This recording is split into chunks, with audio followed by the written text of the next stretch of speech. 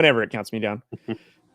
It says we're live. All right. Welcome to Drew Code Sports Talk, everybody. I am your host, Cody Johnson. My handsome co-host, if you don't remember, he goes by Andrew Wright. He's also the voice of the Sanger West Hornets. Drew, man, it's been a minute. What's new? Yes, it has. So much is new. Do we remember how to do this? It feels no, absolutely not. No. It's only been a couple of months, but God, there's been so much going on. Some health scares with my wife. Mm-hmm. That was scary. I mean, we're still not completely out of the woods, but we do have some good news, which is encouraging. So good. That's been nice. We're getting ready for Disneyland for the kids, which will be really cool. And I'm getting ready to go to Fresno State. Yep, we got a Fresno State student on our hands, folks. So I'm really excited about that as well. I just finalized my schedule finally, and it's going to be early mornings, which I love the mornings. I'm such a morning person. You're such a dad. I love mornings. Yeah, I do. Mornings and cut grass. Mornings and coffee, and there ain't nothing better. But anyway, so it's actually funny. I was speaking of coffee and old man. I was talking to my wife today. We were my sister-in-law. She actually helped me out with watching the kids. Oh, I have to pause. Hold on. Shout out to Maya. Huh?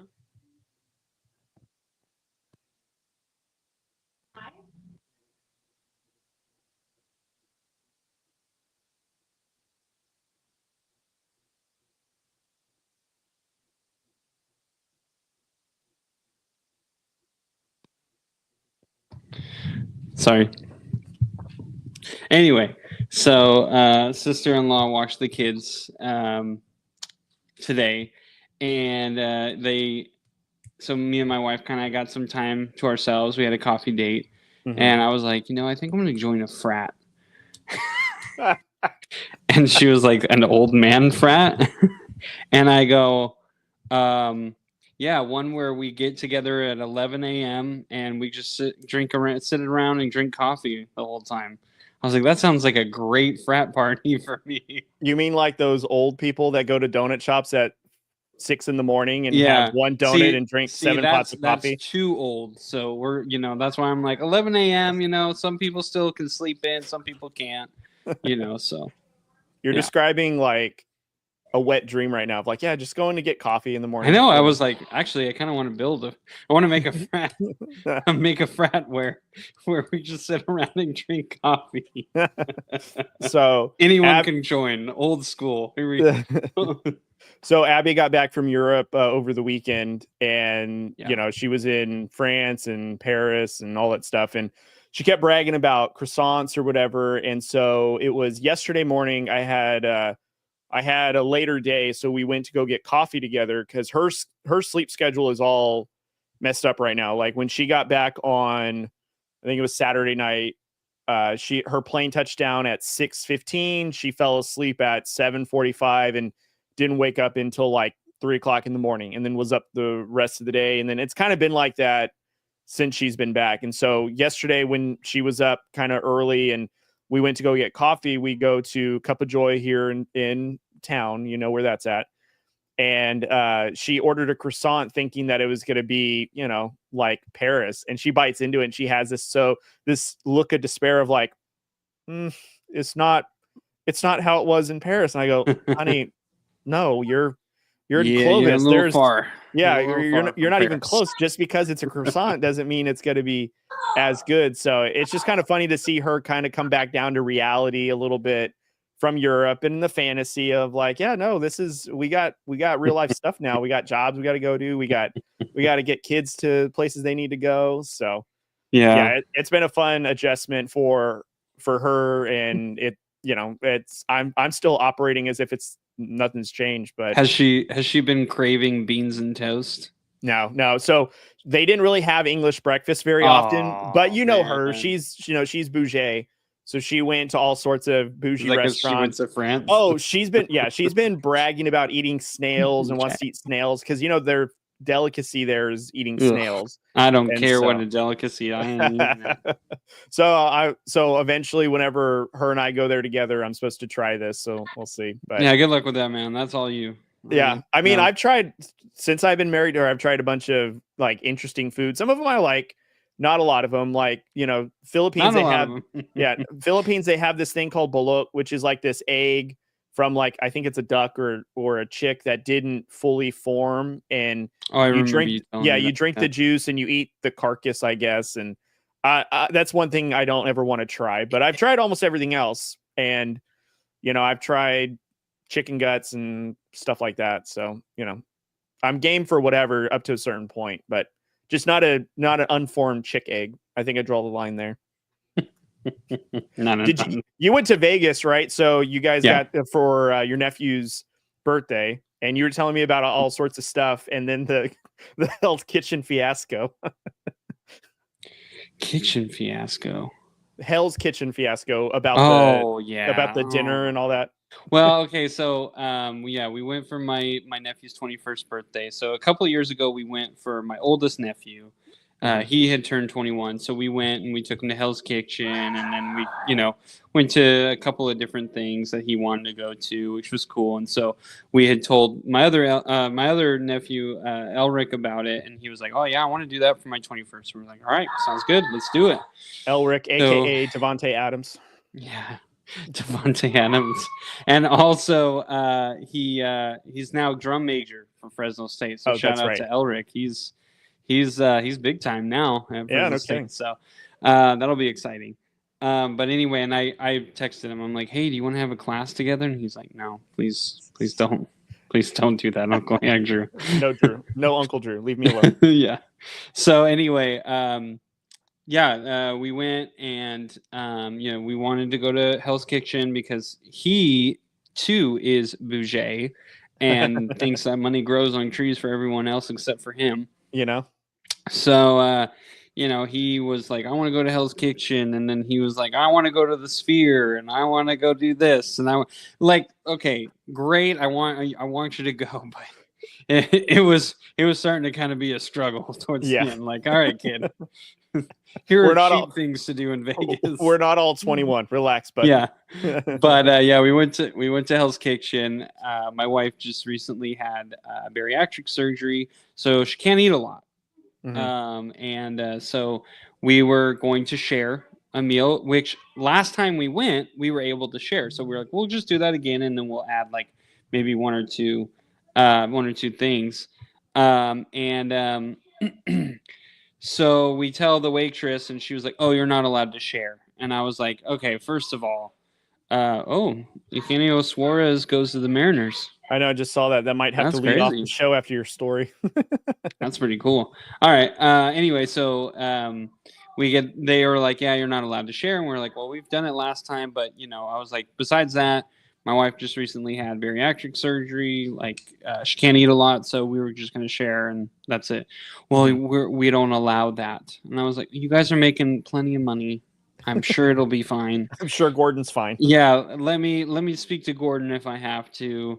And yeah, we kind of had a back and forth, brought in our boss, and basically the boss reiterated it, but was like, "As long as you order something else." And I was like, "Well, we already said we were going to order something else, so that's fine." And then they were like, "Oh, okay, yeah, as long as you order something else, it'll just come out during the main course." And we're like, "All right, cool."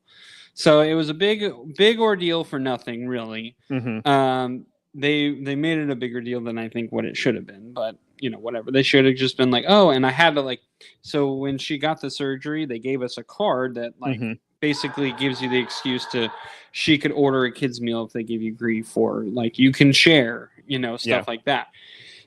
So I showed her the card, and the lady was like, "Well, it doesn't mean anything. What is this?" And I was like, "Jeez." So It was just an ordeal, but it worked out. I mean, we still got what we were gonna do, so it was fine.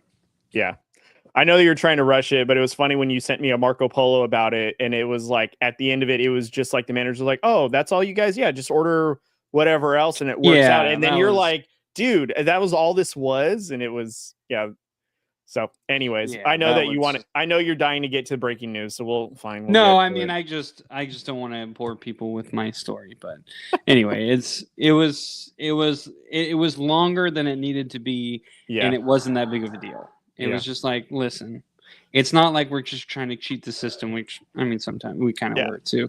But And I just order a bunch of appetizers. yeah, but the prefix meal in itself is like $100. So it's Yeah.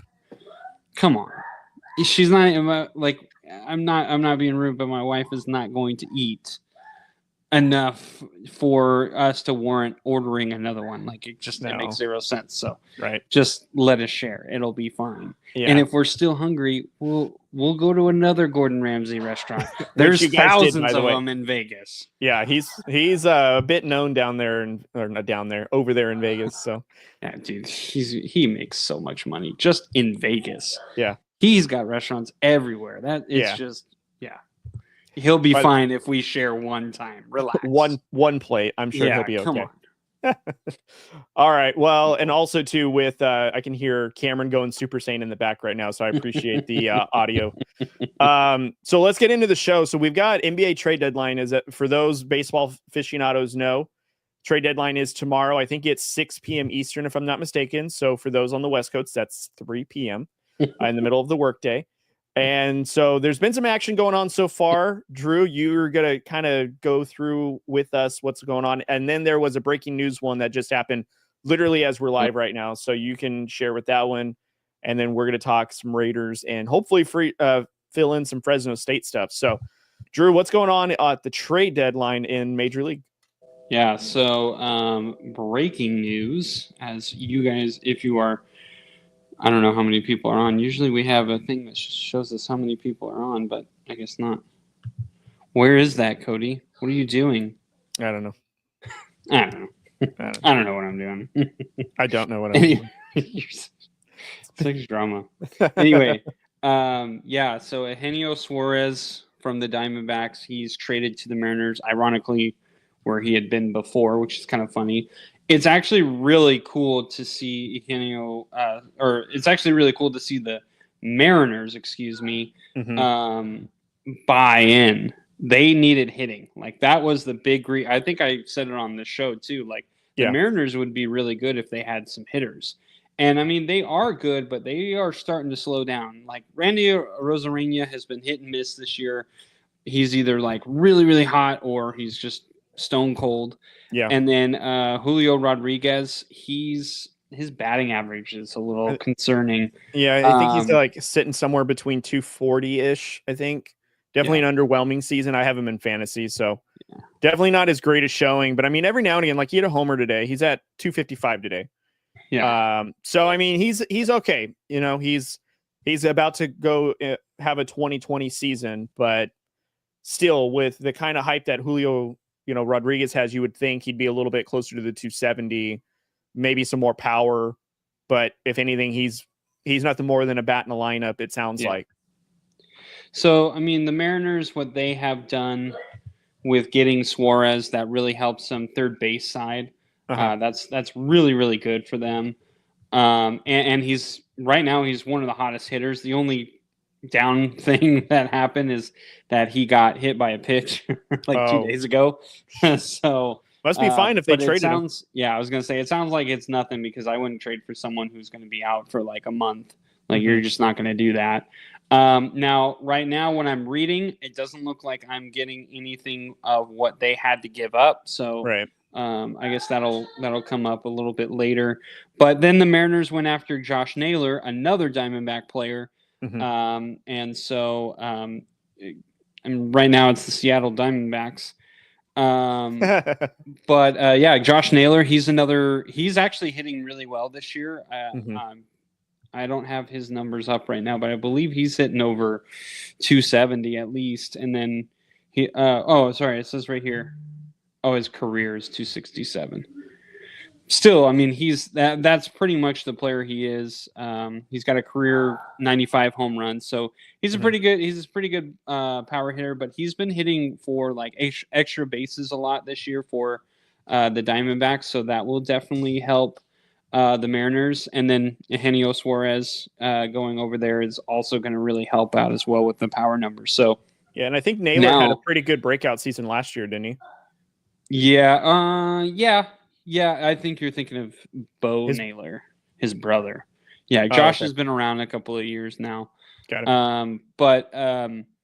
Yeah, this is good for the Mariners. I'm really pleased to see that. Now they have a stacked lineup. Now you have Randy Arozarena, Julio Rodriguez, Eugenio Suarez, Josh Naylor.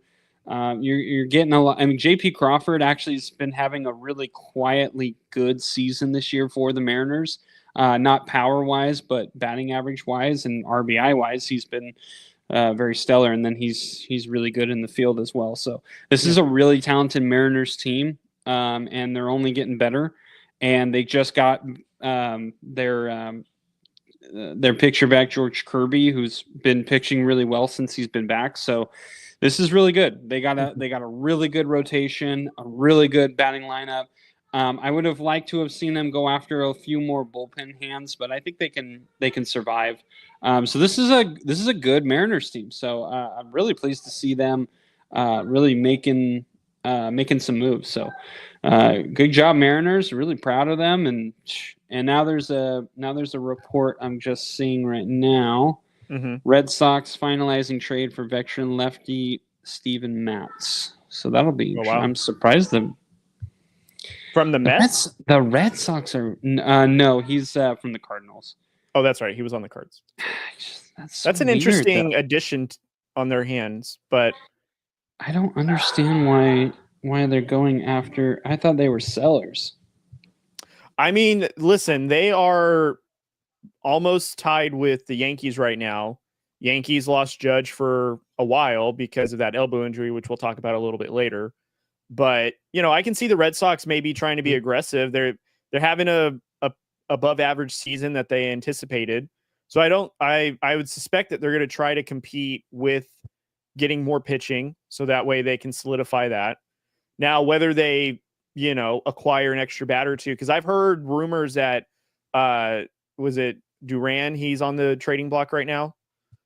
He was already traded. Oh, okay, good. Oh, you're talking about Jhoan Duran. I'm sorry. Jhoan Duran, yeah. I'm thinking of the closer. No, yes, Jhoan. I've heard that he was on there, but with them getting Steven Matz, they're not going to trade him now. That just says that they're buyers.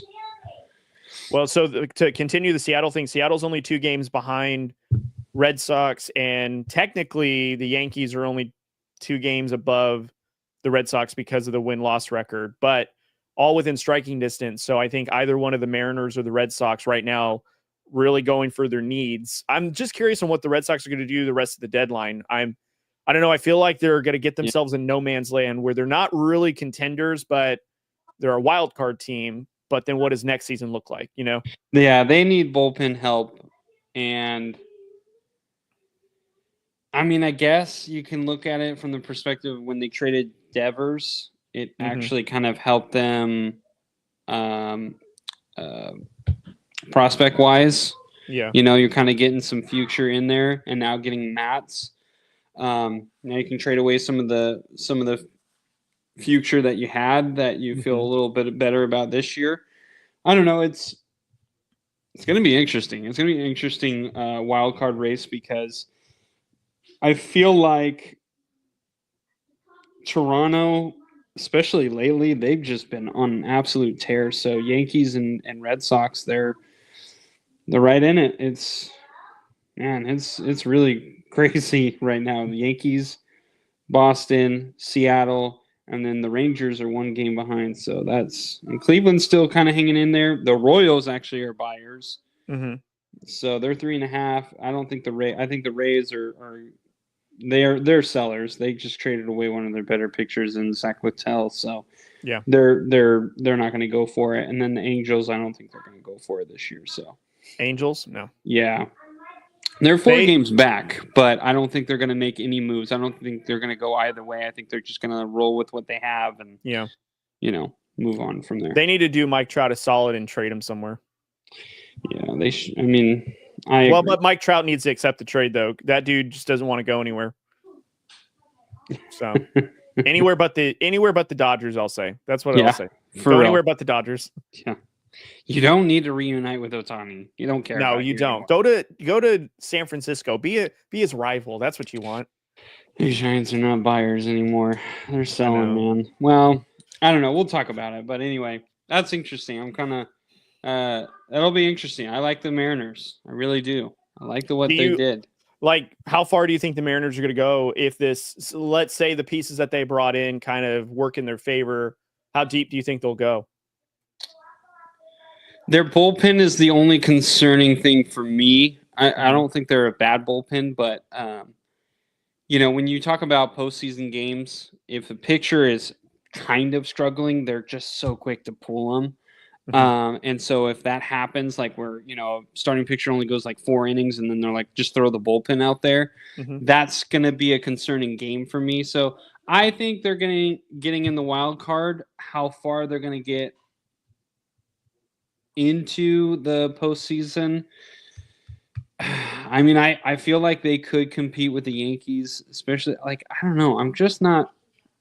I'm going to say if Judge doesn't come back healthy, the Yankees aren't a playoff team. I don't think they are.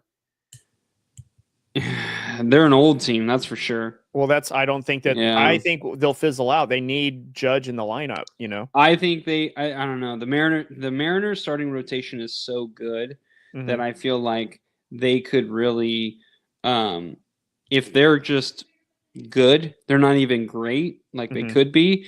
That's about 6 innings that you get out of your starting pitching, and then I feel a lot better about that team. But if you have a couple of these bad games, and your offense doesn't really score runs, that's going to be an issue. So I just think the Mariners are a little too. There's not enough playoff experience on that team. That's my issue with them. It's kind of hard to see how they're really going to be doing once you talk about them, because there's just Julio Rodriguez hasn't really seen playoffs very much. Right. George Kirby, Luis Castillo. I mean, they did make a playoff run 2 seasons ago, was it? I believe so, yeah. 2 or 3 seasons ago, I think in 23. I don't think it was last year, no? They might have been in the playoffs. I just remember they had a good run like 2 years ago. It seemed like they went further than what they should have, like overachievers. And I think last year they trailed off. Well, didn't go as far. So I feel like they're trying to get back in that postseason race like they were, I thought, a couple years ago. But okay, do we think the Mariners could beat the Blue Jays? Do we trust that? I think it's possible, because I'm not sold on the Blue Jays at all. I think they're 2022. Okay, so three seasons ago. Yeah. Okay. So yeah, that's tough, man. The inexperience. I think they'd have a really good shot at the Blue Jays. I don't know. I could see how the Mariners would win. I could even see the Mariners beating the Astros, if I'm being honest. Really? But the Astros just have so much experience that. See, I think the Astros would win. I mean, in postseason, they're almost unbeatable. Yeah. The one thing you don't want is Astros in the playoffs, because they seem to get to the World Series almost every time. And then also Detroit. Does Detroit stay hot in the postseason? Yeah. Do you trust Detroit more than the Mariners? I do. So I do trust Detroit a little bit more, and I actually think Boston is probably the scariest team, because they have the potential to be really, really good, and I could see them also having 3-4 bad games and they end up out of the postseason, So, but I think Boston is going to be an interesting team. Without Devers, though, I think that's going to be an issue for them in the long run, unless they make a trade. So, I mean, who knows? Maybe they're not done yet, but I mean, it's just kind of crazy how they're really relying on Duran, and ironically enough, the resurrection of Trevor Story. Who would have thought that he would, come in and have a season that he's having? It's kind of crazy. I did. You saw it coming? I did like Trevor Story. I've been wanting the Giants to go after him for so long, but now it's too late. Yeah. All right. Well, let's talk about the other trades now. Yeah, let's go. Okay, so the Phillies trade for Twins closer Jhoan Duran. The Twins get back Mick, Abel, and Eduardo Tait. They're going to Minnesota now. Mick Abel is a right-handed pitcher currently in AAA, and Eduardo Tait is a catcher currently in high A ball. So that's what they're getting back. So the Twins are going for future. So they're complete sellers. Everyone pretty much pictured that. Yeah. There's stories out there that they could also be selling Shane Bieber, Stephen Kwan, who, if the Giants are buyers, Stephen Kwan would be like a dude that we need to get, because right now Elliot Ramos in the outfield defensively has been awful. I'm sorry. He's been awful. He's been a liability for sure. And his offense has been okay. He's been pretty productive. So, but you could throw him out there every now and then, but Stephen Kwan would help out so much. Yeah. You might have to trade Ramos, which I don't know if Giants fans would want to do that, but I would be okay with that. I would pose, if you can sign him to an extension, that would be worth it. Yeah. I would pose this, like, what if you can get your hands on Kyle Tucker and you have to give up Ramos? Oh yeah, in a heartbeat. Yeah. I think I don't know if the Cubs are interested, but I mean, he's a free agent after this year, right? He's a rental. So I mean, you get Ramos, who's a potential guy that you can, help build around. Maybe you can get something out of him, but we get an outfielder that we need with a bat.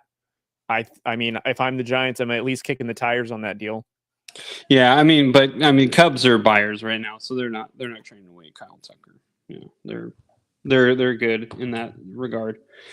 So anyway, the Phillies get Jhoan Duran. His stats this year, he's got a 2.01 ERA. He has 16 saves out of 18 opportunities, so only 2 blown saves, which is good. It's not a lot of saves, though. That's a little concerning for me. I think he did have an injury earlier this year, but still a little concerning that you've only had 18 opportunities in saves. And, I know they haven't been winning a lot, but they also haven't been losing a ton. So it's kind of, I don't know. But I guess you could say he's a fresh arm. Let's say that. Yeah. And then he's had 53 strikeouts in 49.1 innings pitched. So that's a good number. That's kind of what you want to see with your closer. So this is a good trade for the Phillies. This is a need that they had. Their lineup is fine. They don't need anybody else in their lineup. Their starting rotation is pretty solid, so they just wanted to look at their bullpen, and they absolutely got what they wanted. I tend to not get excited, specifically with the Giants, when teams go after closers, just because I feel like you give up so much for a limited time window. And I'm not even talking about just the second half of this year. Jhoan Duran is a really good closer, but he's been out there a couple of years now, and closers tend to kind of cycle through every 5 years. So it's cool for the Phillies right now, but long term, this could end up being a little bit painful. But this is a need that they needed right now, and they're okay with that. And I don't feel like they gave up too much. So I think this is a good deal for both teams, really. I mean, for the Phillies, isn't it? It's just to solidify, into game stretches, right? Yeah. I think the Phillies would definitely as well try and get him to sign an extension. I don't know for how long, but I would assume that he would be someone that they would want to sign at the end of the year. So we can suspect it's not like a 15-year deal. I think it's safe to say. Wow. I don't know.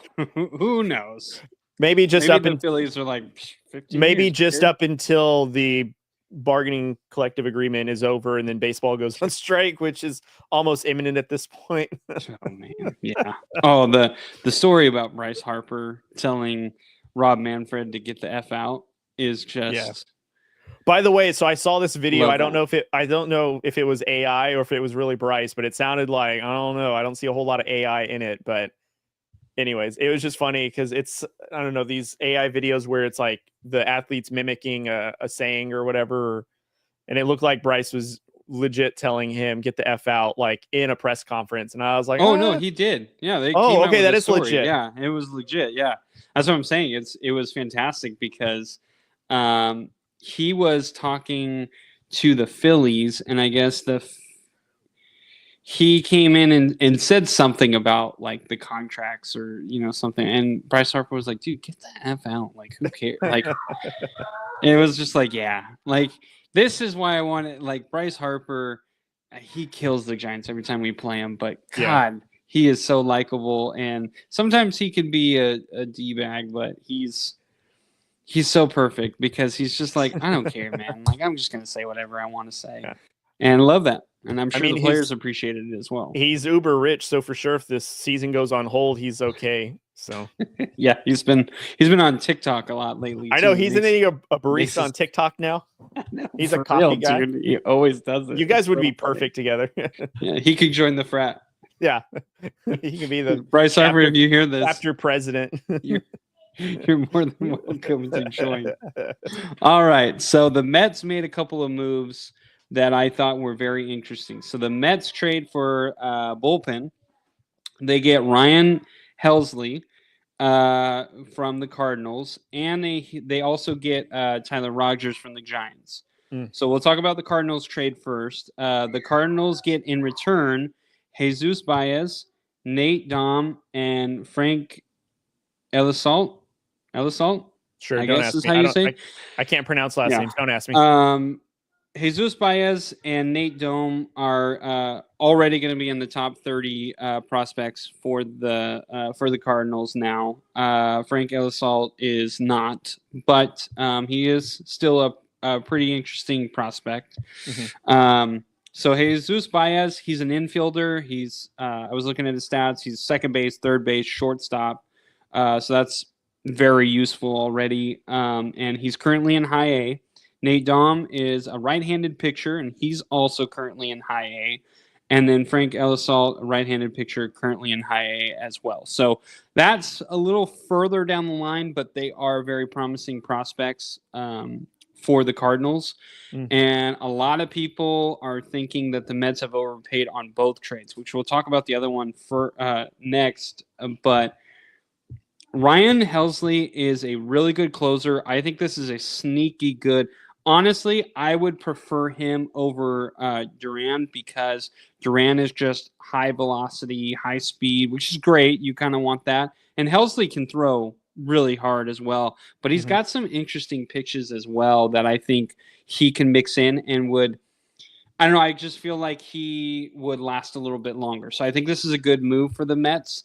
Do I think they overpaid a little bit for a closer? I absolutely do. 3 prospects for one closing pitcher. Like I said, I don't tend to get too excited about closing pitchers trading for them. Yeah.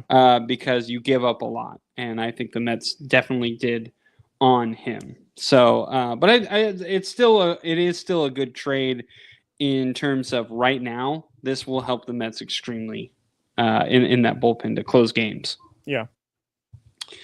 I still worry. I don't know. The Mets. They remind me of the Yankees. Like they remind me of the Yankees. Like in what way? They're like really good in the regular season. Yeah. But there's just something about the team that I'm just like I don't fully trust. And then in the postseason, when it matters, you're just like, yeah, that's what I thought. That's what it was. Do you think it's because they don't have the pitching to carry them? Because I mean, I would say like their lineup is solid, like maybe a couple of tweaks here and there, but their pitching, their lineup is good. I don't know if they have any starting pitchers that I'm afraid of. I don't know if they have a 1 and 2 starter that you would need in a playoff series to like really like take control of it. I feel like I'm with you. It's makeshift at best. Yeah, I'm with you.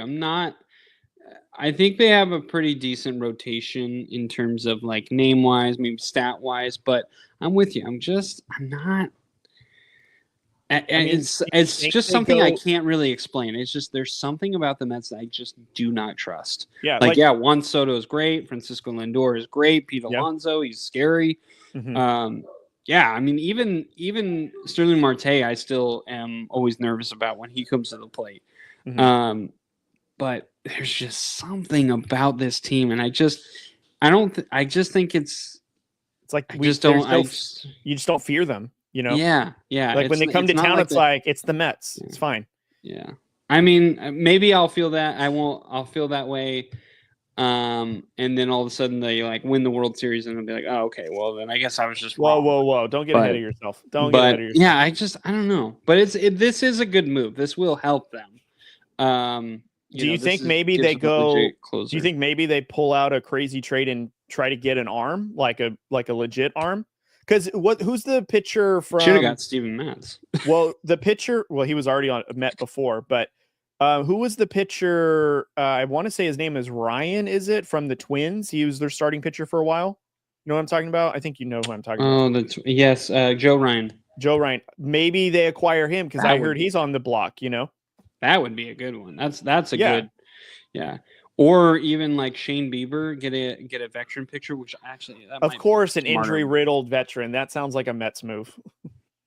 I mean, but it'd be cheap, and if it works out, it works out. If not, you're still in the same boat that you're in now. So, how many prospects do the Mets have left to trade for prospects? They're -6 after their 2 trades, so it's not the prospect list is getting a little smaller there. It's getting a little thin here. Yeah. All right, so let's talk about the other one. The Giants, they trade Tyler Rogers to the Mets, and the Giants get back Jose Butto, Blade Tidwell, and Drew Gilbert. Now, a lot of reporters that I've seen anyway, are saying the Mets got fleeced. Tyler Rogers is having a really good year, but they're saying the Mets got fleeced in this one. Well, hold on. These are guys. One guy is MLB ready now, and then the other 2 guys. One guy has seen majors already this year, but he shortly. I think it was just an injury move, and then they sent him back down. And then the other guy, the fielder. The center fielder, Drew Gilbert, he's like one that a lot of people were like, I'm surprised they gave him up. That was kind of surprising. Yeah, because if I'm seeing this correctly, he's the number 13 prospect.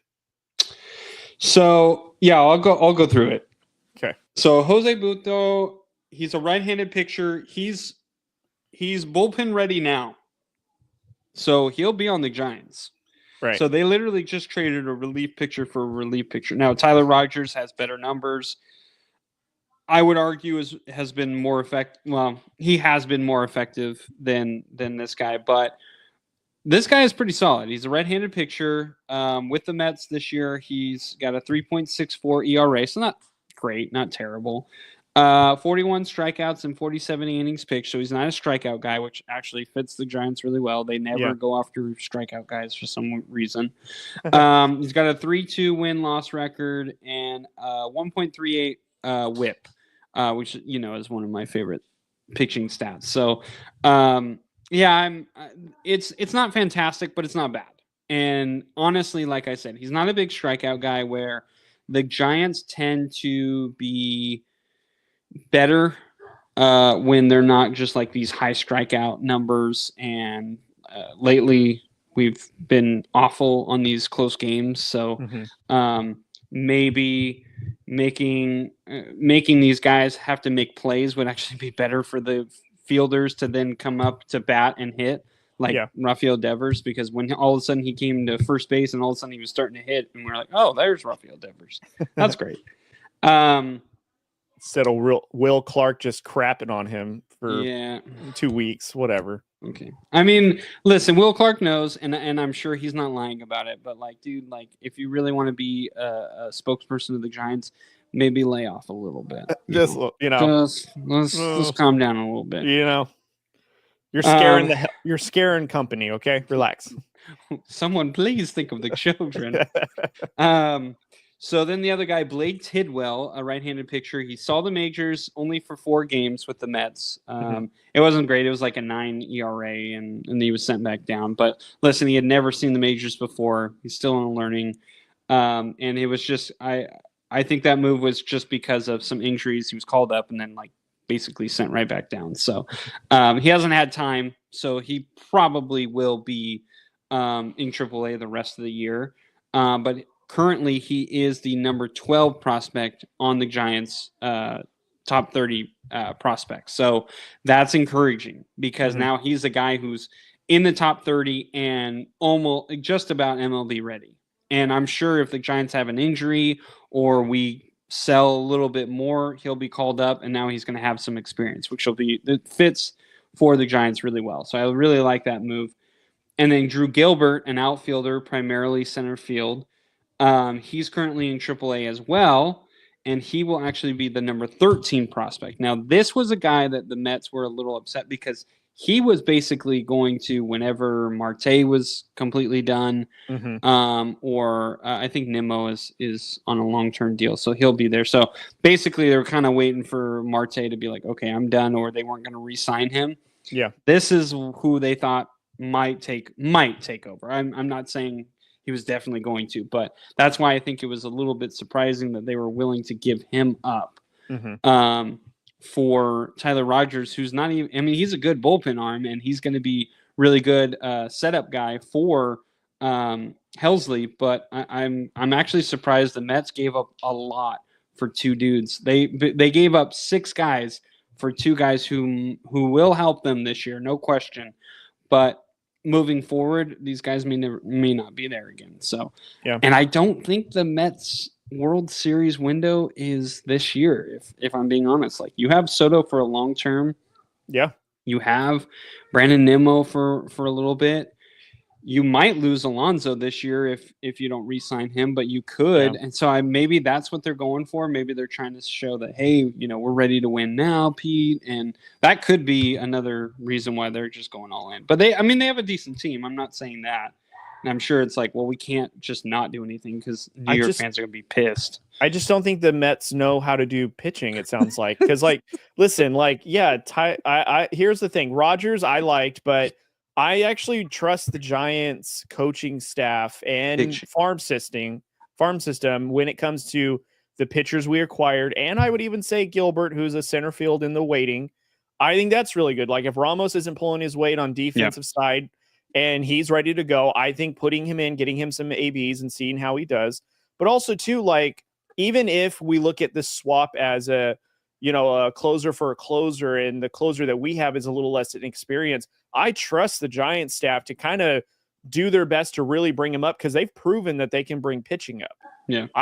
Here we are talking like the Mets, we can't trust them. And our big point of it is pitching. And even though they've got 2 decent name relievers in this deal, it seems like they gave up a considerable amount for 2 guys that they're hoping stay on their team, Yeah, I think most people are in the consensus that the Mets gave up a little too much. Maybe it'll work out and they win the World Series, and kudos to them. Are these World Series moves though? I don't know. I don't think so.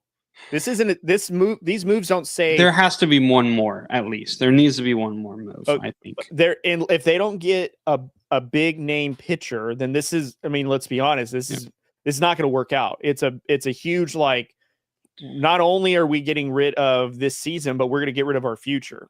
Yeah, well, that's why I think Shane Bieber would be a good move because, like I said, he's going to be cheap. He still has a name. I mean, people, at least in baseball, he's still got a really good name. He's not the high strikeout guy that he used to, but he's still got really good stuff that will help you, and he's a veteran. So, and he's seen postseason before. So he could help you win, and maybe he's awful. And like I said, you're kind of in the situation you are now, but if he's cheap enough, you don't have to give up that much. So, I think that would be a good move, or even like a Merrill Kelly might be a good move, to go after, or, I'm blanking on the other Diamondbacks picture that's on the block. Oh man, I can't believe. Oh, Zach Gallen. I was going to say Corbin, but yeah. No, he's out for the year, so they can't trade him anyway, and they just signed him to a 3-year deal. So anyway, so I just think the Mets need to make another move. It's got to be someone like you said with a name. Yeah. And that I think Bieber would be the right move. Yes, it's going to be hard because he's just coming off of an injury and he's working his way back. But at the same time, like I said, he would be cheap.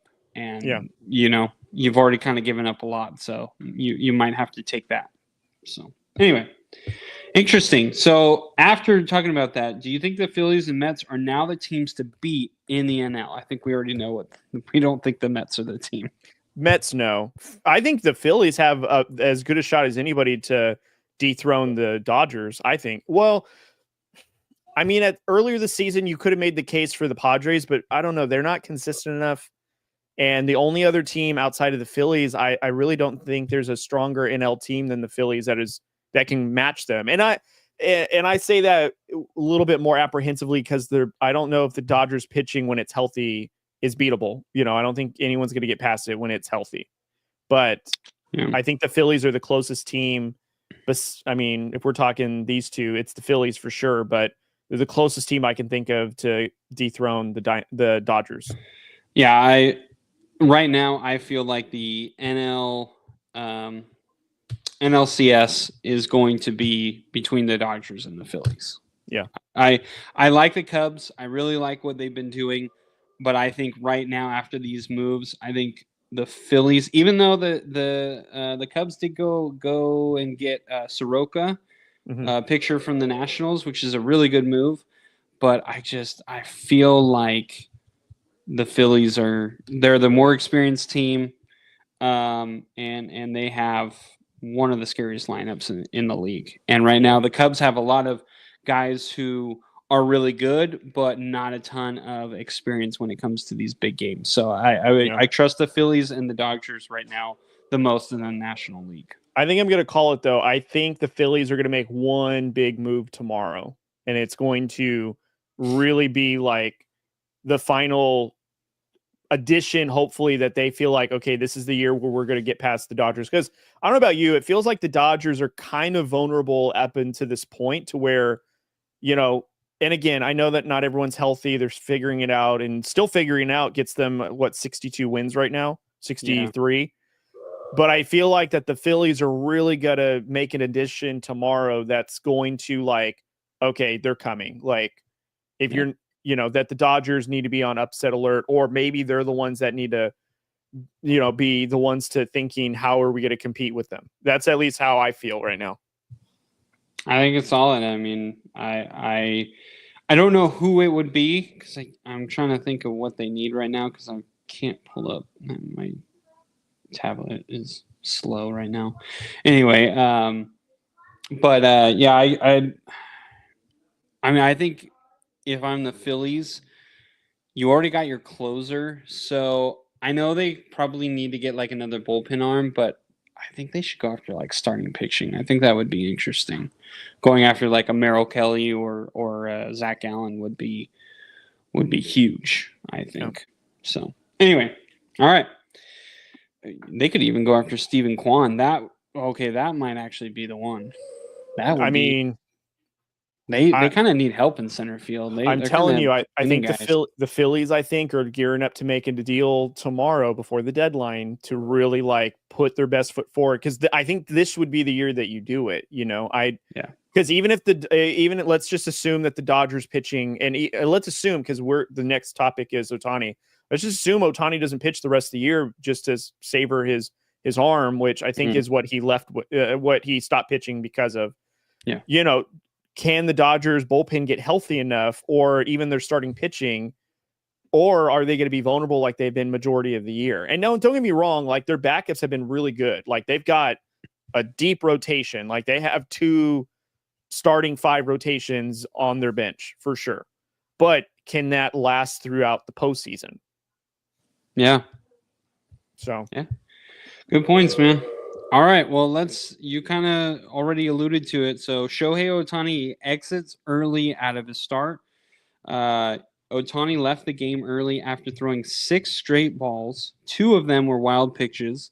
Then Dave Roberts, the interpreter, and the trainer all came out from the dugout and ended up pulling him from the game. He exited in the middle of an at-bat. So a lot of people were like, oh, no, that's not good. Yeah.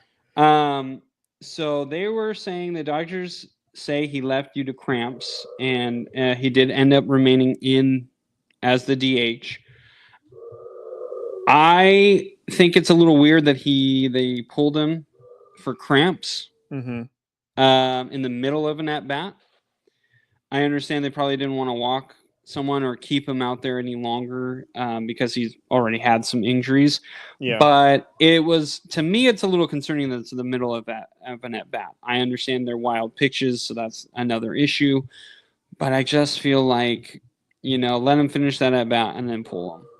If you don't want to create controversy, which maybe the Dodgers did. Maybe they're like, hey, this will be fun. But anyway, like they don't get talked about enough. Right. Anyway, so do we think Ohtani could have a big injury, or were they just being cautious?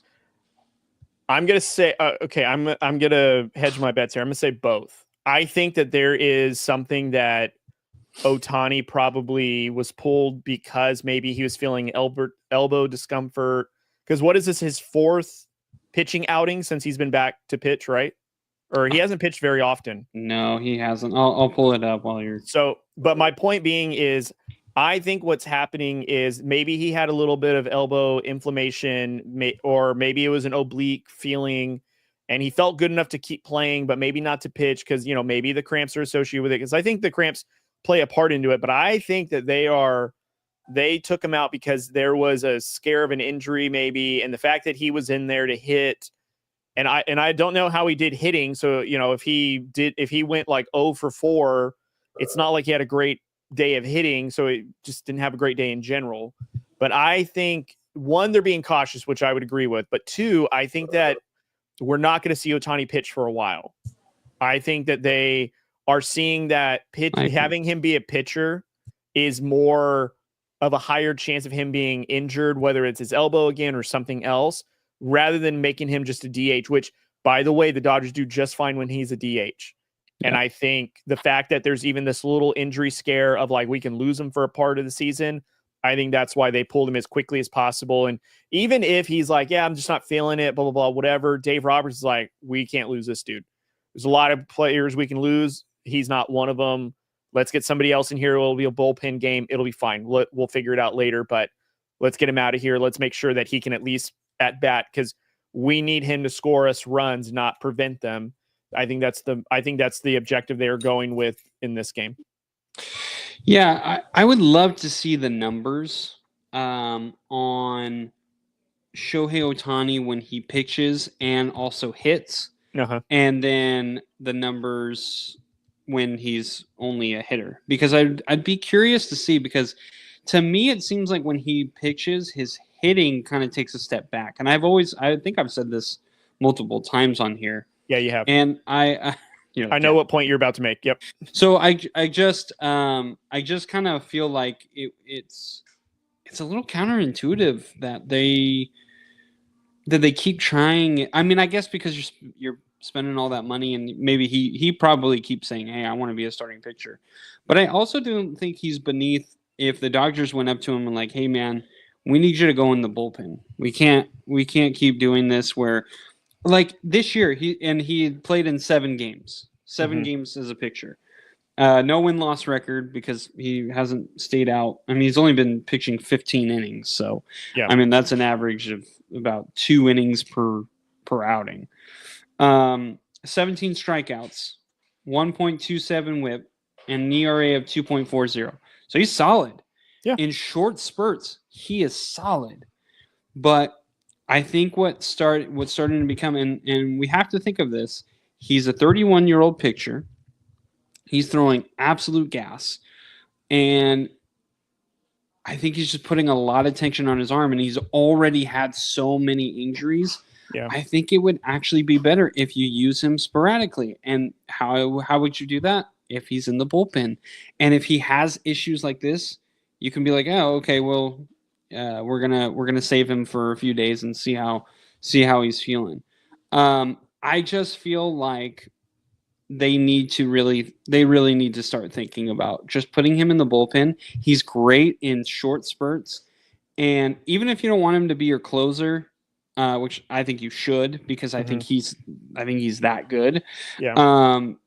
But also, they've already shown that, hey, we don't have to take him out of the lineup. He can still come in and pitch. Like, I guess the only thing is like, oh, well, if he would have to go and warm up in the middle of the game. Well, he's a DH anyway. You just send a golf cart there. and you're paying him enough, and you're sure he can charging afford, people plenty, so I'm sure you can afford a golf cart. Anyway, his own personal golf cart. But I think that would be the right move, in my opinion. The logistics, is it going to be hard? Yes, you're going to have to see how things are going to work. So that's why you need to play with it now and see how it would work. And then by the time postseason, you kind of know, okay, can he do this? Can he not? Because in the postseason, you could then decide, hey, we want you to start one of those games, but maybe keep your velocity at 97 or 96 instead of 99, 98, 100. So that's kind of what I would try and do, because you could start him. He could be like a bullpen starter too. Like you can throw him out for 3 innings, which is basically one time through the lineup.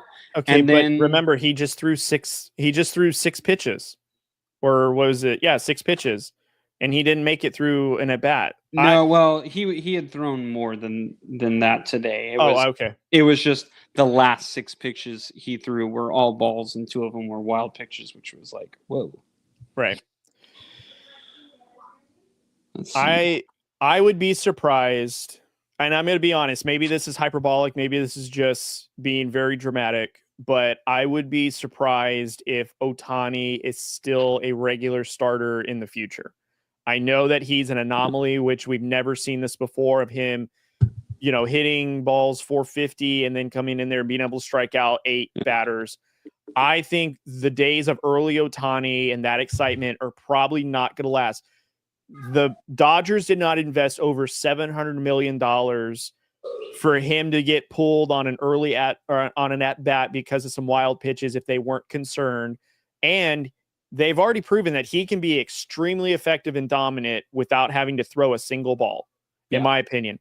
Yeah. I would be shocked if the Dodgers still explored this route of making him a regular starter. I think that idea is about to sail after this season. I don't see any benefit into having him in the starting rotation. And I think 7 starts into him getting back into pitching, and we're already pulling him to make sure that he's okay, because you can't, pitching, in my opinion, and again, I've never played baseball as long as you have, Drew, so you'll have to agree to this or not. Pitching, it seems like the more extreme activity than hitting a ball. So you're putting a lot of torque on your elbow, you're doing a lot more things, and it's a lot more stress inducing on your body and joints and ligaments than hitting. And I think your chances of you not being available for your team pitching goes up, and you got to hit. So, and again, we may have to figure out like what the stats are when he pitches and he has at bats, how they coincide. But is it even worth it for him to pitch? And I'm thinking the Dodgers are probably going to like close that chapter. I don't think it makes any sense for them to have him pitch and hit.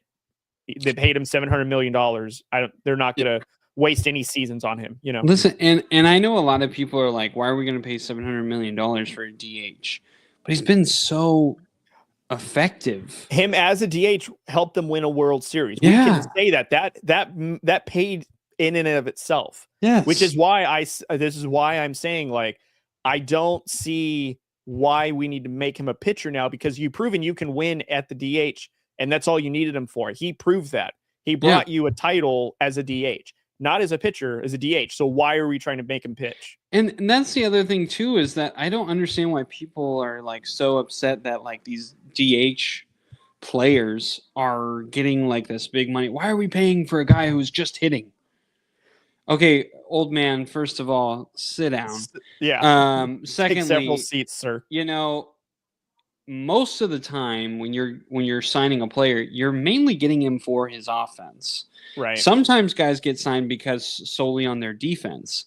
So with Shohei Ohtani, if he's just a hitter, he's still an MVP caliber hitter. 100%. So why is that? Why is that bad? So I don't know. For me, Shohei Ohtani, in my opinion, is more valuable to the Dodgers hitting than he is pitching. I understand that you've signed him to a big contract. He is a two-way player. I probably, I assume he's like, hey, I want to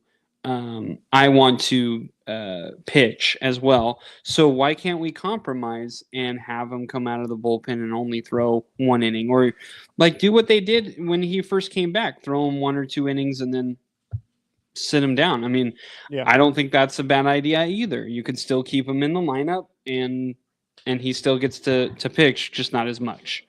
So yeah,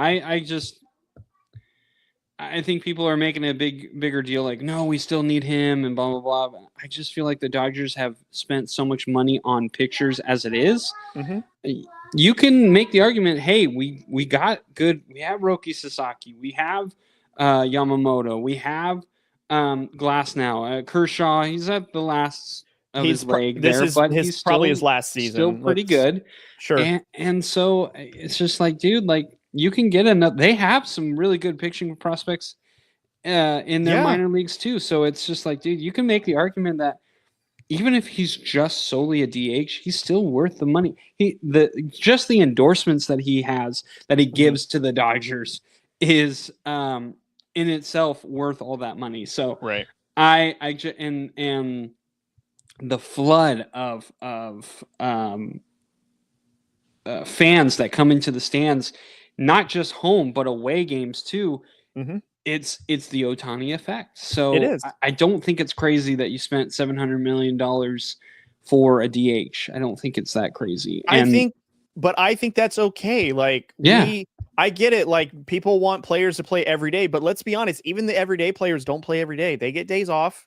It doesn't happen. You're gonna have injuries. Exactly. You know, I mean, I think that people are still holding on to this old school baseball hope of like, you know, I'm assuming the same people that are upset Ohtani's not pitching when they think he should or whatever are probably the same people that hate the pitching clock, you know. But let's be honest, like, all these little upgrades are better for baseball. You pay a guy for DHing to focus on hitting, and guess what? He's really good at it, and he won you a title just doing that. What else do you want him to do? Do you want him to make diving plays? He doesn't have to. Yeah. Tell me, like, what other position you want him to play. I guarantee the Dodgers have a guy at a position that plays better defense, but nobody has as good as bad as Ohtani. So why not just let it be? That he doesn't need to go out and throw 200 innings a year. You want him to hit 50 bombs a year. He can do that for sure. So, I mean, ask the Boston Red Sox. Would they be upset if David Ortiz was getting the money that he was getting? You weren't signing him for his. You weren't signing him for his defense. No, he rarely played first base every now and then, and I believe he was an outfielder when he first came in. Imagine how much better he would be with the universal DH role. Yeah. Imagine if it was universal back then when he was there. Imagine how much more effective he'd be. Yeah, I mean, I'm sure the Red Sox would have been like, "Nah, we'll keep David. You have to have David Ortiz in the field or a bat. Which one would you rather have?" Well, of course, you're going to choose the bat. Yeah. So why is that bad? He literally won you World Series. So did Shohei Ohtani. So, yeah, that's my argument. All right, I would agree. I hate the Dodgers. Good. They're like, oh yeah, the Dodgers, they're fine. No, don't be fine. Be miserable. No, go throw him back out there. Let him go pitch. He's fine. Rub some dirt on it. Rub some dirt on it, guy. All right. So enough of the baseball here. Let's talk about the Raiders. Botched plays. Yeah. Botched plays. Botched player right now. It's a little weird. So earlier this week, the Raiders released defensive tackle Christian Wilkins. The initial report, and I'm reading my notes because I want to make sure that I get this correct. The initial report was that it was due to tug of war between both sides about his injury. He went out for the season due to a foot injury, suffered 5 games into the season last year. Mm-hmm. He had surgery on it, but was having some lingering issues coming into training camp from on that same foot. Reportedly, the Raiders wanted him to have surgery, but his camp wanted to just rehab it. So that was the initial report, and then they ended up releasing him because they couldn't come to an agreement. Yeah. Then Adam Schefter goes on the Pat McAfee show and said that Wilkins apparently kissed a teammate on the forehead, and that player was not happy about it. Right. And so that was like the last straw for the Raiders, pretty much. Mm-hmm. Now there are rumors going around that now I don't know who sourced this, so I can't confirm if this is just rumors between fans or because Adam Butler, another defensive tackle on the Raiders, said something that kind of intrigued a lot of Raider fans, at least, saying that maybe it was Butler. And now there was one source, I couldn't find out who it was, that did say that Butler was the guy that he kissed, and Butler was the last teammate to jump on a pile in a celebration the Raiders were having that ultimately gave Wilkins his foot injury. You can't make this crap up. This is crazy. So do you think, Cody, in your opinion, do you think the Raiders messed this up, or do you think Wilkins was the one who messed up? Listen, if this was with Antonio Pierce or Josh McDaniels, I would be a super big suspect of what did the Raiders do? I'm gonna be completely honest. I would wonder what did the coaching staff do, because I was a believer of Christian Wilkinson. Like I thought he was a great player that we added. I thought his presence in the interior was felt even in the first few games he was there paired next to Max Crosby. But with now it being Pete Carroll, John Spytek, I think that this is a more mature leadership. So it leads me to believe that this, I think, feels like it's a Christian Wilkins thing. I think I think all things accumulated just made this decision where the Raiders felt like he wasn't taking rehab seriously. He wouldn't get a second surgery that was needed. And then all of a sudden he was, yeah, okay, go ahead.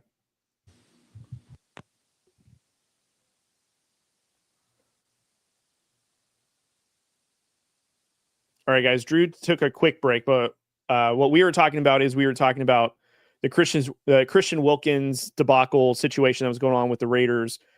Pretty much a timeline of what was going on is, there was a video that probably I think came out sometime last week or over the weekend where Christian Wilkins was seen without his walking boot on, dancing to some music on a teammate's Instagram story.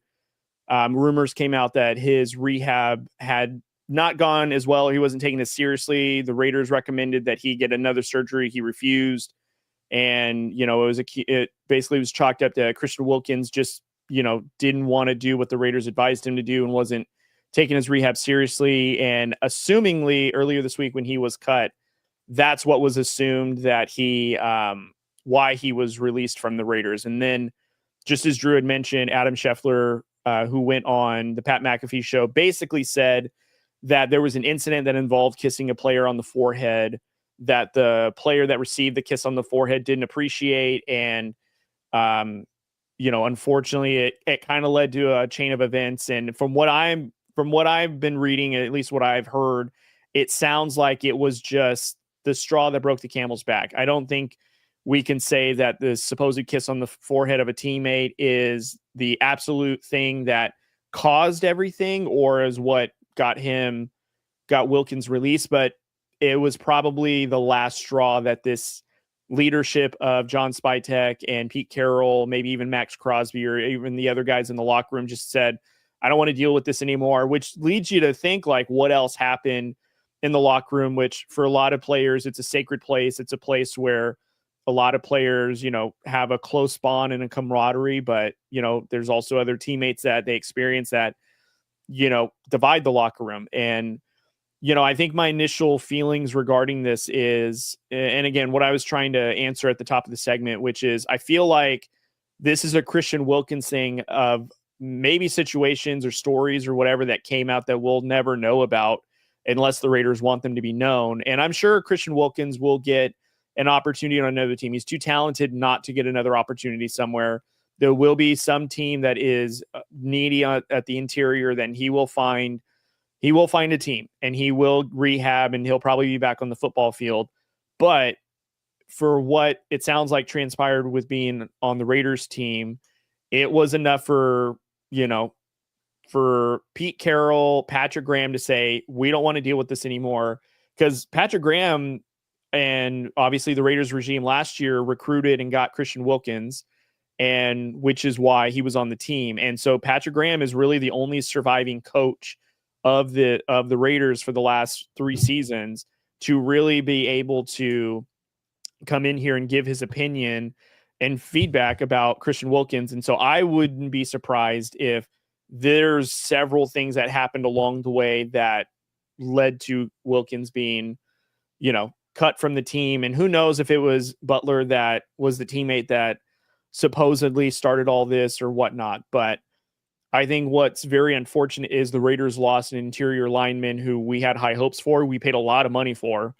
And now we have to hope that there's enough evidence that we have as a team, as the Raiders, to win arbitration or at least a settlement that the NFLPA will probably put out in terms of a grievance for Christian Wilkins to get some of his guaranteed money. I think that that's what's probably on the docket, or probably what's to come, and to see like what will transpire. But, I think, am I concerned with the Raiders defense? I think a little bit, just because do we have enough guys on the defensive line that'll offset this?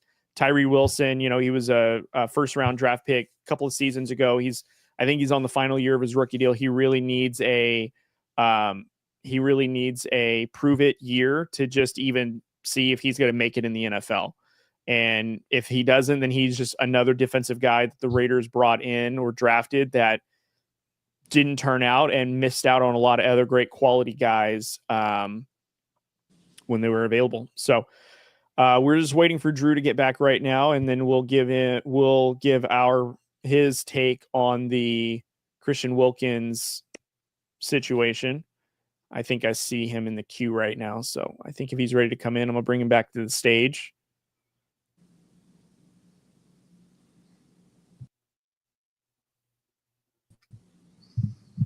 Are we back? Yes. Sorry about that.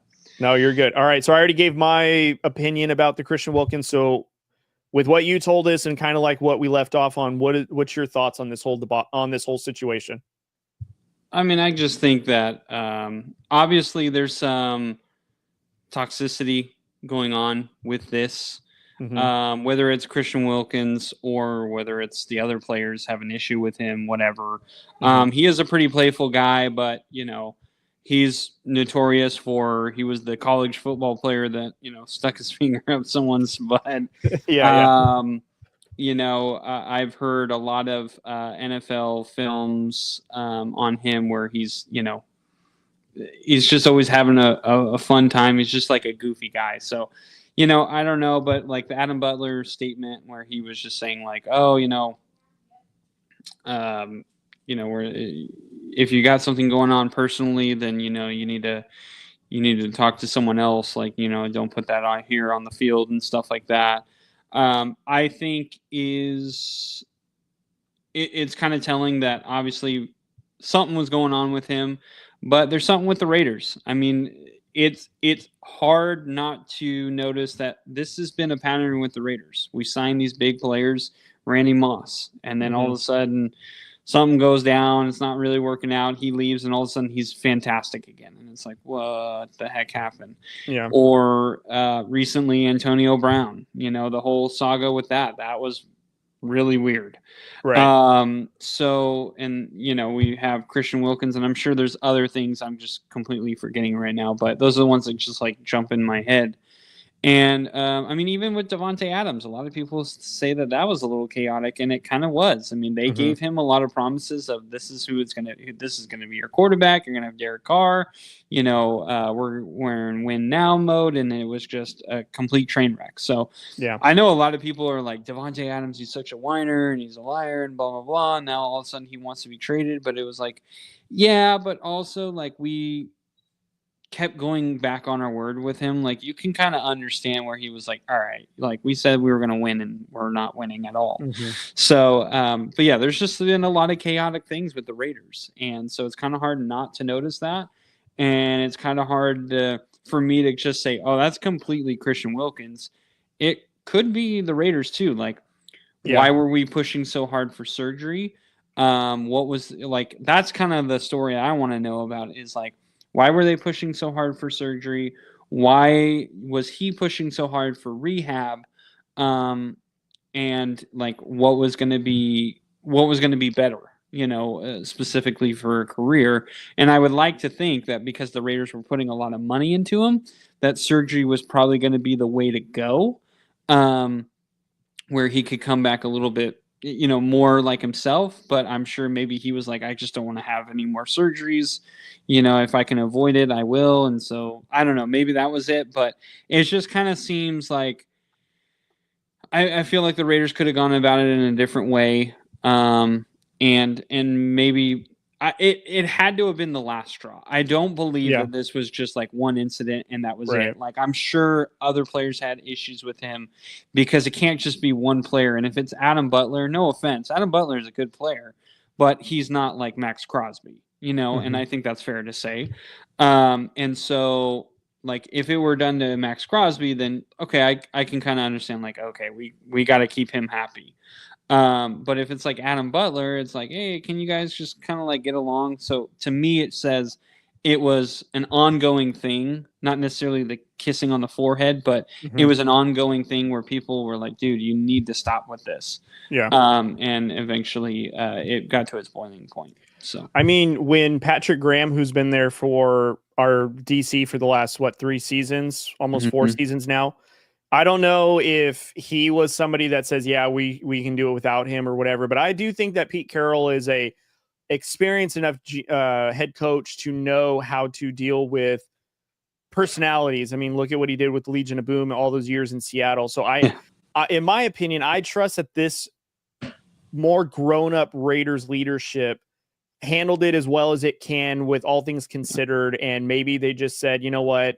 We can't afford immaturity at this point. We need to do what we need to do. And the whole like rehab thing, I understand the whole like not wanting to get surgery, but at the same time, like, if a team is adamant that this is what you need to correct whatever issue you have or lingering issue, and you are outright refusing it, and the rehab is not going to benefit you, which is what I think this reporting was suggesting, which is, look, you can rehab all you want. It's not going to change anything. You would need to get another surgery to really get this thing fixed. Like, yeah, but also there's been sources that said that also he's not even taking rehab seriously. So if you're paying a guy millions of dollars to not take rehab seriously, to not listen to the advice of medical professionals who are trying to get you back on the field and healthy, and not at your own deficit, but at your own benefit, and you're not really taking that seriously, and you have antics off the field while you've been injured, I can see where the Raiders are like, listen, we can't deal with this nonsense. You're not even productive on the field,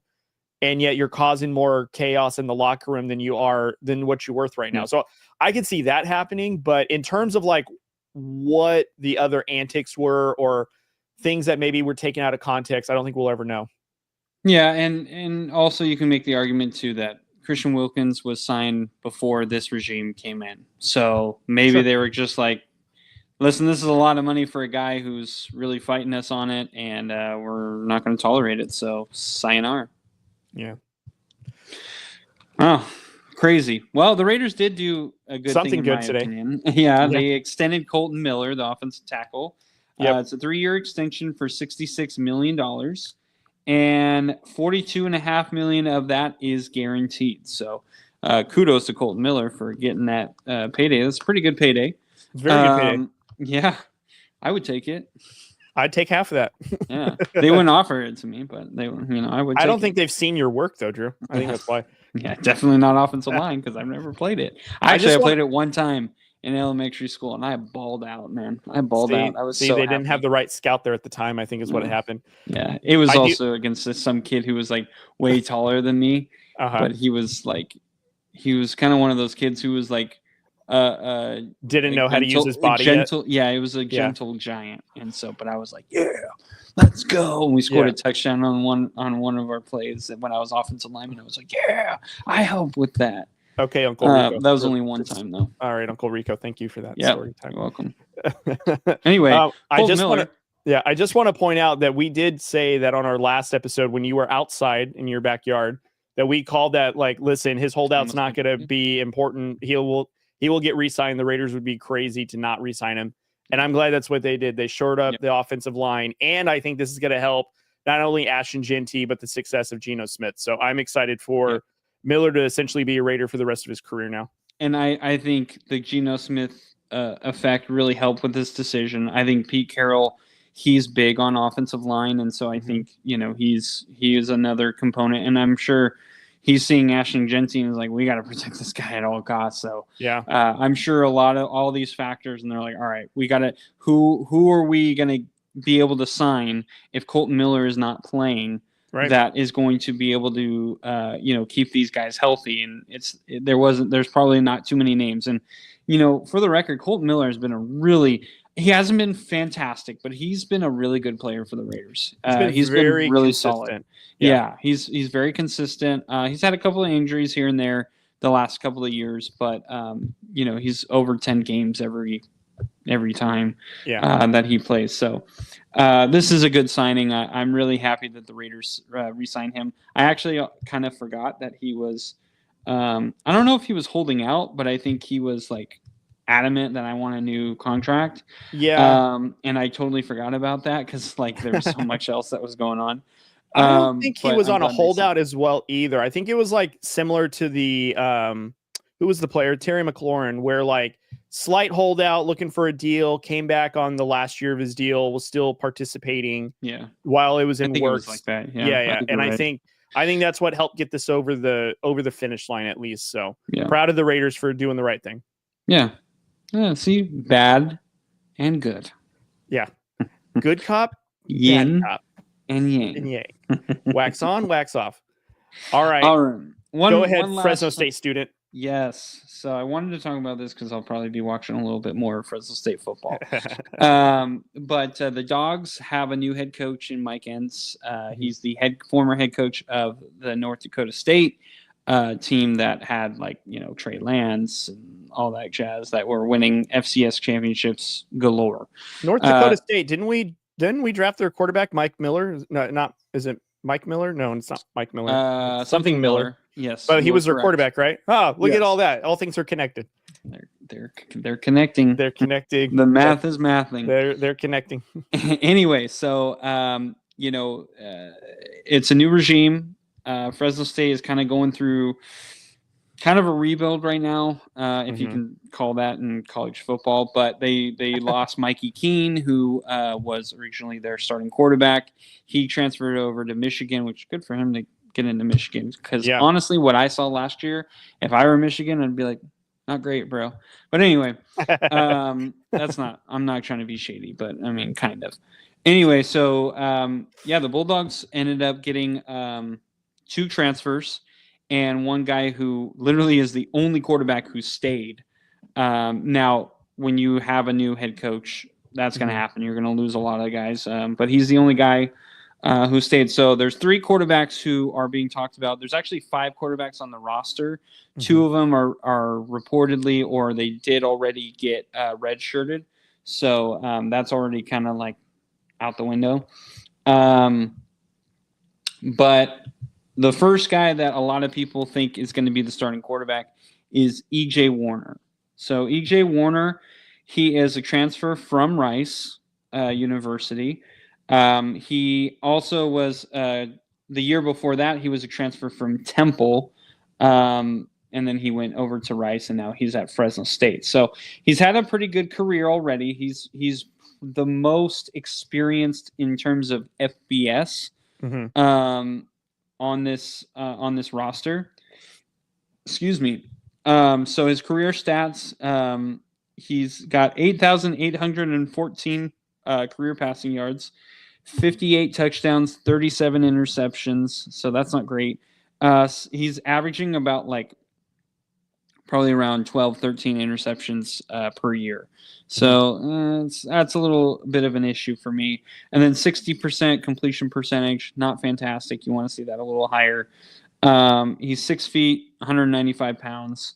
But on the Fresno State website, it says 203. So I don't know. Maybe he bulked up.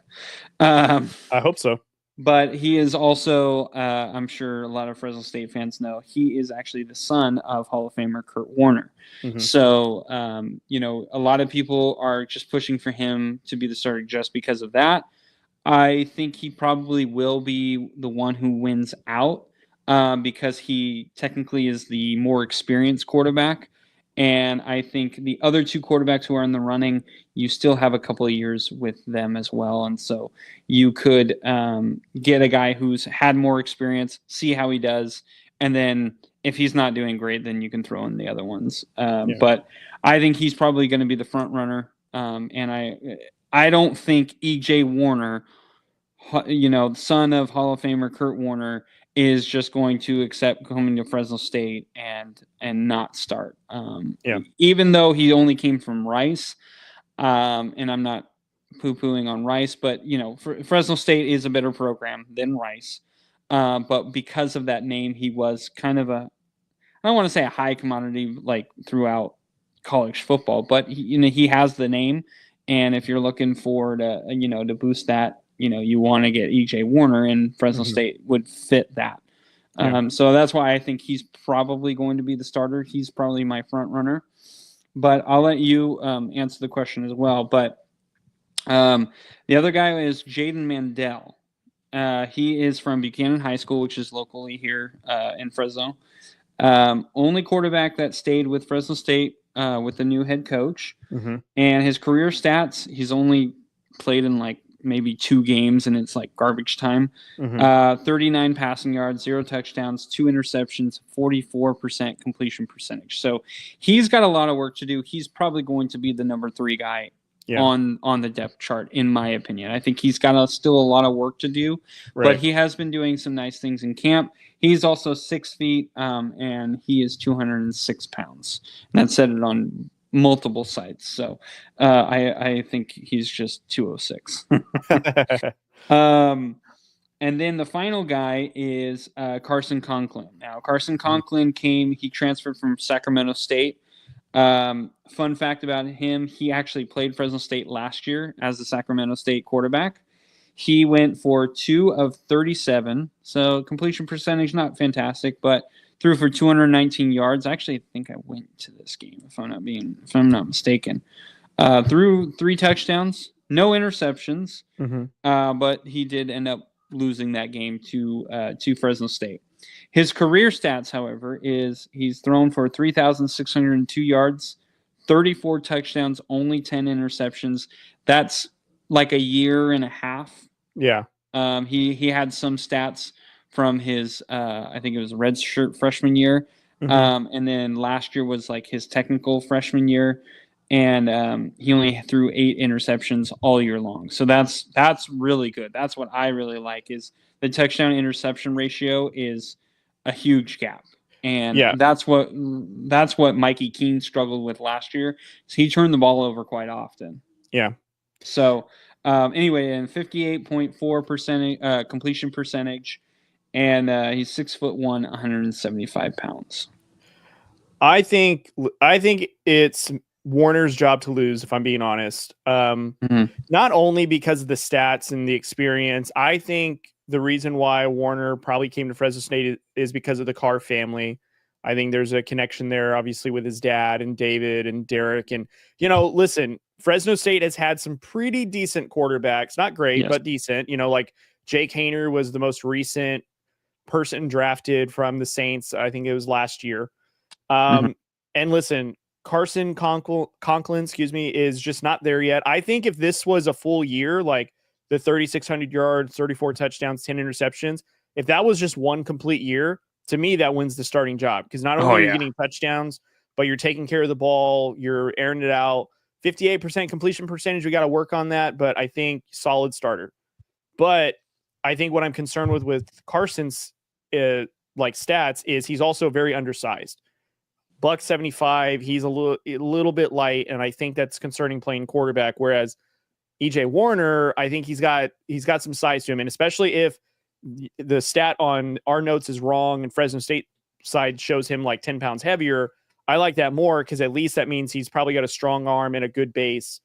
And I think in terms of what Fresno State likes to do with throwing the ball, I think Warner would probably be our best bet.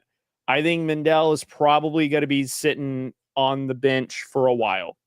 And not that he's not a good, I mean, clearly he's on Fresno State. He earned a spot to be on there. But I think between these two, like, he's got to just have to wait for opportunities.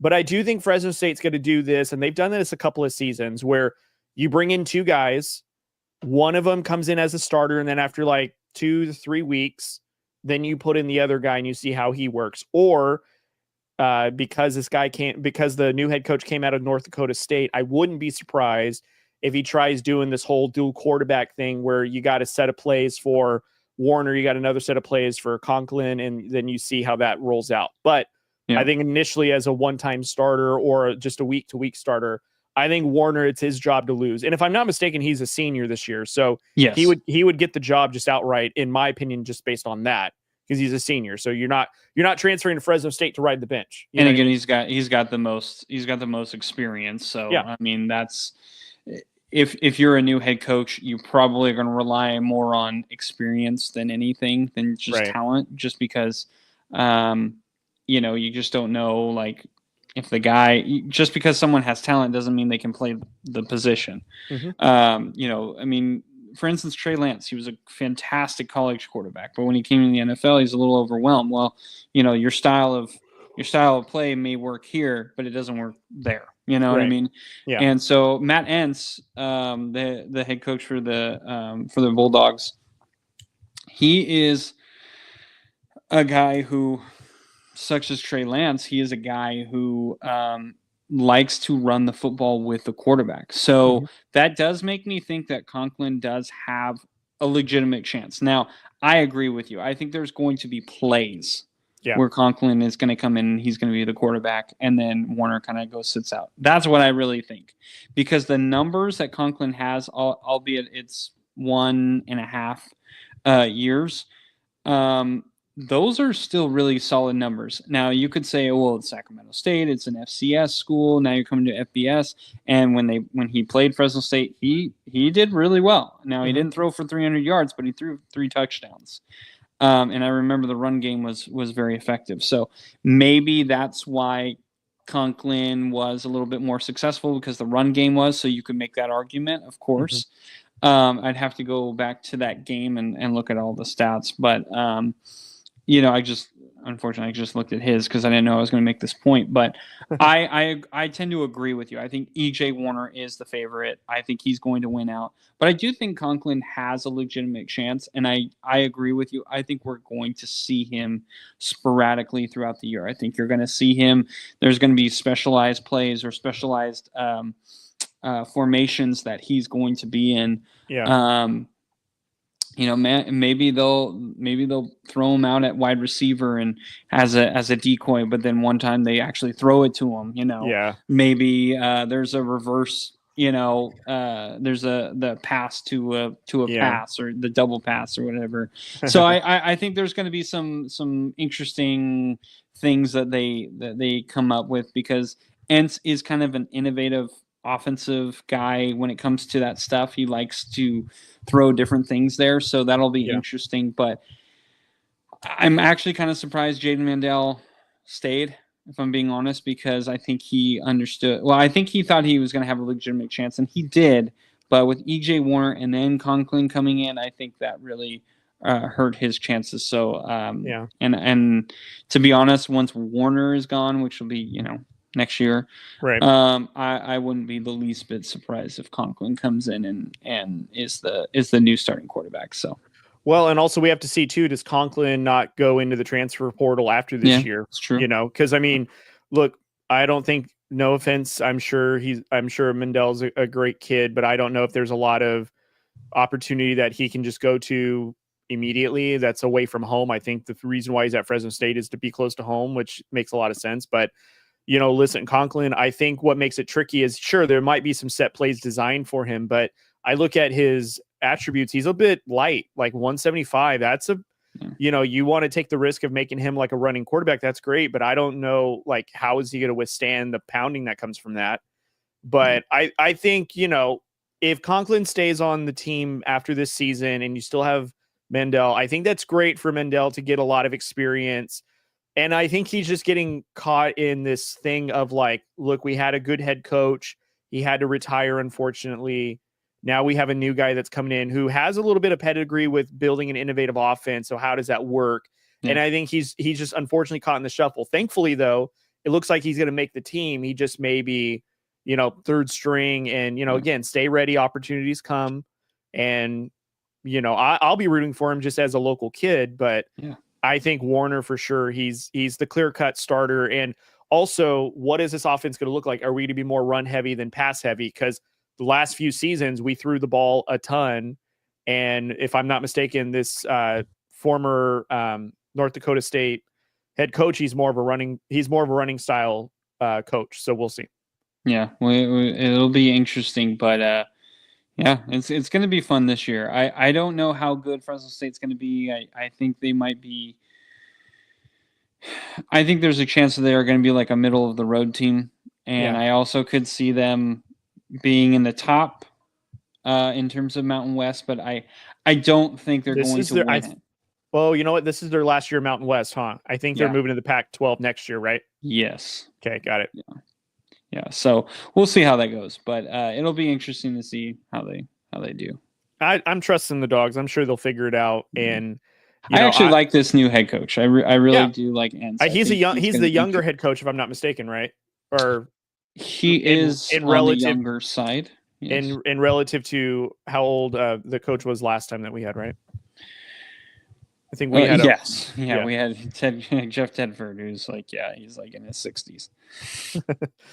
All right, I think I'm really excited. And when you get season tickets, you let me know so we can go to a couple more games. So that's my joke. I hope I can, but I know that you're going to have the discounts for sure. So yes, I know. I got an email about it, and I was like, I need to look at this. Yeah, so. We'll see. All right, man. Any final thoughts from you? No, man. I'm actually really excited for some football that's coming up. We got the Hall of Fame game tomorrow. So I know that not a lot of people watch it, but I'm really curious to see how it goes. And then also pretty soon we got to be starting to talk about fantasy football. I mean, that's coming around the corner before we know it, dude. Oh, man. I don't even know how I'm going to do my league this year. I know. We got to have some sort of. We got to have Cam run another 40 for draft picks again. That's funny. He might actually do way better than he did 2 seasons ago. Oh, yeah. He will. He's so much faster. Yeah. So anyways, all right, guys. I think that's the show, Drew. I think we don't have anything else to talk about. Oh, we're good. All right. Guys, thank you so much for joining us on Drew Code. Please go ahead and subscribe to the YouTube channel. Follow us on all the socials, TikTok, Instagram, Facebook, all the good stuff. And then don't forget to leave us a review on Apple Podcasts, Spotify, where you can also listen to the show. And we will catch you guys on the next episode. Hopefully we do this thing a little bit more regularly, but we are dads, so you get whatever schedule our family tells us. So I think that's a new closing bit I'm going to say. We'll do this whenever our schedules permit us to. Because I'm hoping to do a little bit. Hopefully we'll be able to do it a little bit more often in the near future, but we'll see. I'm going to Disneyland next week, so definitely probably not next week. Probably not next week. So we'll do it again another week. So anyways, guys, be 2 kind weeks. To one we'll another. See you. There you go. Be kind to one another. We'll see you guys on the next episode. See you.